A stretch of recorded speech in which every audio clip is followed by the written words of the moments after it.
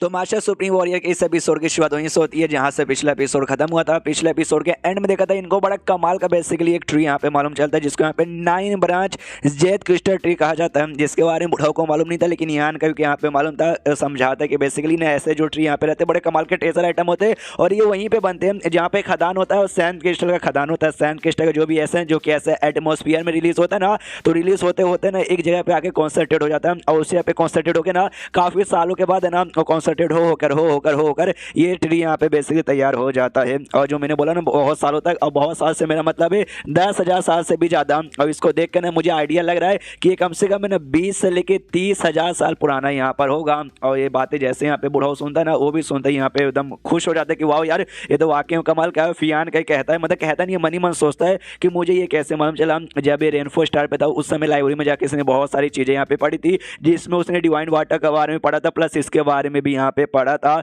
और ये जो है ना बेसिकली वो जो बुक यहाँ पे था ना वो एंशिएंट बुक था, यानी प्राचीन टाइम का बुक था। प्राचीन टाइम पे जो कमाल कमाल की चीजें थी उसके बारे में लिखा हुआ था। और ये आइटम भी है ना, ये ट्री बेसिकली ये भी प्राचीन टाइम का ही है और अभी के टाइम के लिए ना ये बहुत ही रेयर है, जिस चक्कर में अभी तक के जो बंदे ना उनको यहाँ पे नहीं मालूम। जिसने बुक यहाँ पे रीड किया है या फिर वो बंदा जो कि लगभग बहुत साल का होगा, 3-4 हजार साल का होगा ना, उसको यहाँ पे मालूम होगा। लेकिन देखो मैं कितना लकी हूँ, मैंने बुक रीड किया और मुझे यहाँ पे मालूम चल गया है। उसके बाद जो बूढ़ा हुआ है ना, यान कैसे कहता है वेल तो क्या इसका यूज जो एल्केमिस्ट का काम है उसमें कर सकते। जो सुनते यान के हंसते हंसते कहते क्या कहा तुमने, कभी एल्केमिस्ट के काम के लिए ना, या हम एल्केमिस्ट के लिए काम के लिए भी यहाँ पे यूज कर सकते हैं, लेकिन एल्केमिस्ट के काम के लिए यूज करना इसका वेस्ट करने के बराबर है। ऐसा बंदा जिसको इसके बारे में मालूम है, तुम उसको जाके बताओगे ना कि हाँ भी मुझे ये ट्री मिला और मैंने ना उसको एल्केमिस्ट के लिए यूज किया, पील बना दिया, वो आदमी तुम्हें गालियां दे के तुम्हारी जान निकाल देगा। इसलिए भाई ऐसे बुद्धू जैसा नाटक मत करो। इसका जो यूज एल्केमिस्ट में होगा लेकिन वो बेकार एल्केमिस्ट में यूज करने का नहीं बना, वेस्ट हो जाएगा। इसका जो मेन यूज है ना उसके बारे में यार आपको यहाँ पे आइडिया लग चुका है। आई नो आपको आइडिया लग चुका है। नाटक करने के यहाँ पे कोई जरूरत नहीं है। ये बंदों का ना पावर बढ़ाने में, लेवल अप करने के लिए यहाँ पे काम आएगा। और स्पेशली काफी सारे बंदे ऐसे रहते हैं ना जो बॉटम ने यानी अपना जो लेवल है ना उसके मैक्स पे जाके ऐसे अटक जाते हैं, उसके आगे लेवल अपना कैसे करे वो बिल्कुल भी उनको समझ नहीं आता। हाँ तो वो इसका यूज कर सकते हैं। जो नॉर्मली जो बंदे कल्टीवेशन करते हैं या पिल खा के जो अपने लेवल अप करते हैं उससे हल्का हल्का इंप्रूव होता है। लेकिन कभी कभार जो बॉटम नेक पे अटक जाते हैं ना तो उससे कोई रास्ता निकलता नहीं है। बंदे हजारों सालों के लिए अटके पड़े तो भी लेवल अप नहीं हो पा रहा और एंड में उनकी मौत हो जाती है। लेकिन ऐसे टाइम पर अगर बंदे को ये यहाँ पे मिल गया ना, समझो भाई उसका दिल गार्डन हो जाएगा और उसका लेवल अप हो जाएगा। और सेम बुढ़ाऊ को भी यही प्रॉब्लम था, ये काफी सालों से ना सैन किंग के 3rd लेवल पे अटका पड़ा है, तो ये भी खुश है यस भाई में। और साथ ही में मेरे साथ जो दूसरा बुढ़ाऊ यहाँ पे था ना, हम दोनों की जो प्रॉब्लम है ना पक्का भाई सॉल्व हो जाएगा अगर हमें ये क्रिस्टल यहाँ पे मिल जाएगा। तो यान का भी यहाँ पे मन ही मन खुश है कि वाकई में भाई ये ट्रेजर का तुम यहाँ पे एक अलग लेवल का ट्रेजर कह भी सकते हो। तो पहली बात ये खासियत हो गई लेवल अप वगैरह का। और दूसरी बात ये कि जो नॉर्मली तुम ऐसा समझो यहाँ पे मेरे पास जो लोटस है वो लोटस यहाँ पे पावर बढ़ाता है, बंदे का सॉल स्किल बढ़ाता है। और ये खाली बंदों का है ना वैसा बॉटम नेक पे छोड़ के ऐसा लेवल अप करने के लिए काम नहीं आता, बल्कि नॉर्मली भी जो अगर तुम्हें कल्टीवेशन यहाँ पे इंप्रूव करना ना, तुम्हें इसके पास बैठ के कल्टीवेशन करना है और ये तुम्हारा काम आएगा। और सबसे इंपॉर्टेंट खासियत जैसे कि मेरे पास जो लोटस है वो खाली एक बंदा ही यूज कर सकता है,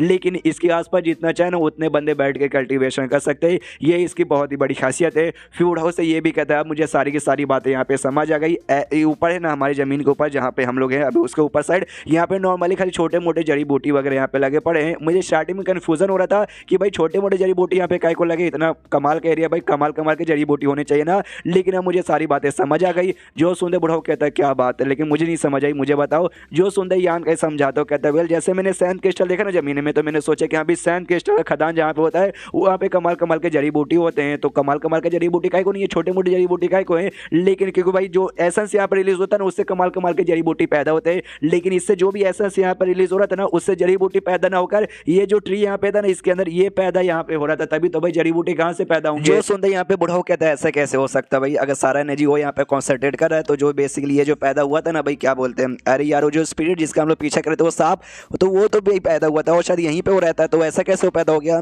जो सुनते यहाँ के बोलता है इसका एक ही रीजन यहाँ पे बनता है कि वो कोई यहाँ पे स्पिरिट ट्रेजर नहीं है जैसा हम उसको यहाँ पे समझ रहे थे।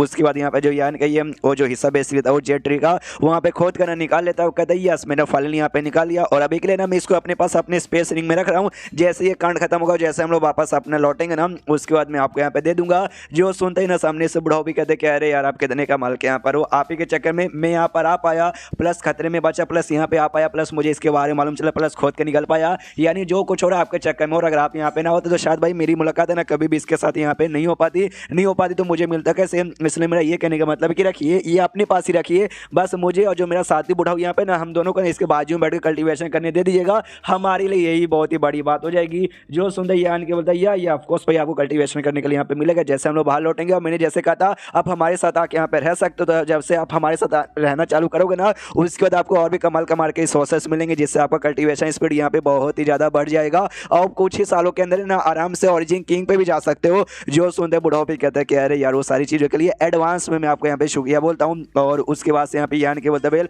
तो हम लोग अपना सफर करते हैं, आप वहाँ पे ढूंढिए अपना, मैं अपने दूसरे जगह पे ढूंढूंगा। तो लोग आराम से ढूंढने के लिए निकल जाते हैं और ऐसे करते करते यहाँ पे लगभग 2 दिन गुजर जाते हैं या ऐसा 4 दिन, आई डोंट नो, कुछ दिन यहाँ पे गुजर जाते हैं बेसिकली ऐसा समझो।